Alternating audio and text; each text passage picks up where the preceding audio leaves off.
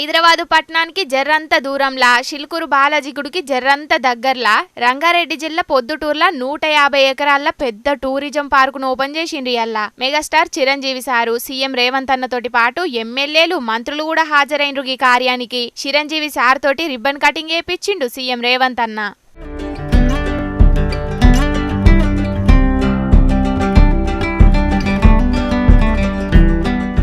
ఇక ఈ పార్కులా ఏం తక్కువ 25,000 రకాల చెట్లున్నాయట.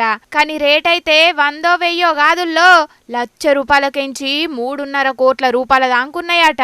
ఇక ఈ పార్కుల షూటింగ్లు ఫోటో షూట్లు గిట్లా అన్ని వేసుకోవచ్చు అంటున్నాడు చిరంజీవి సారు. ఇక్కడ వెడ్డింగ్ ప్లాన్ చేసుకోవచ్చు, వెడ్డింగ్స్ కానీ ఇతర రిసెప్షన్స్ కానివ్వండి, పలు ఈవెంట్స్, అలాగే ఐస్ సంబంధించినటువంటి ఆ స్కేటింగ్ సంబంధించిన చేయాలని ఇలా ఎన్నెన్నో ప్లాన్స్ ఉన్నాయని అవన్నీ కూడా చేయగలడు. గప్పట్లనైతే చాలా చెట్లను కొని ఇంట్లో పెట్టుకున్నాడట. గాని ఇప్పుడు చెట్లను కొనేటాన్ని పైసలు లేవట చిరంజీవి సార్ దానా. చాలా అద్భుతమైన చెట్లు కొన్ని మా ఇంట్లోనే పెట్టుకున్నాను. ఇవి ఎప్పుడో 2002లో 2003లోనో మా ఇంట్లో పెట్టుకున్నాను. అప్పటి నుంచి నాకు అంత ప్యాషన్. ఆ తర్వాత ఏదైనా వస్తే కనుక చూస్తారా మొక్కలు అంటే ఇది వరకంటే ఏదో వేలల్లోనో లక్షల్లోనూ చెప్పేవాడు. ఇప్పుడు కోట్లలో ఉందంట కదయ్యా. ఇప్పుడు నా సంపద అంతంత మాత్రమే ఉంది, కొనలేనేమో అన్నారు. కానీ చూడండి సార్, వస్తే మీరే టెంప్ట్ అవుతారు.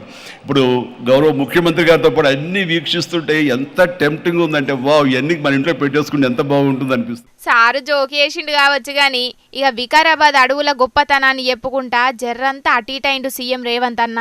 వికారాబాద్లో ఉన్న అడవిని ఆనాడు నిజాం సర్కార్ మెడిసినల్ ప్లాంట్స్ పెట్టి మీకు మొత్తం తెలంగాణ రాష్ట్రంలో ఉండే టెంపరేచర్ కంటే చిరంజీవి గారు వికారాబాద్ అటవీ ప్రాంతంలో 2-3% టెంపరేచర్ తక్కువ ఉంటుంది. మెడికల్ ట్రీట్మెంట్ లేనప్పుడు ఎవరికైనా లెప్రసీ వస్తే వాళ్ళ కుటుంబ సభ్యులను ఇక్కడ తీసుకొచ్చి వికారాబాద్లో వదిలేస్తే 2-3 నెలల తర్వాత వాళ్ళని మళ్ళీ తీసుకెళ్తే వాళ్ళు టీబీకి సంబంధించి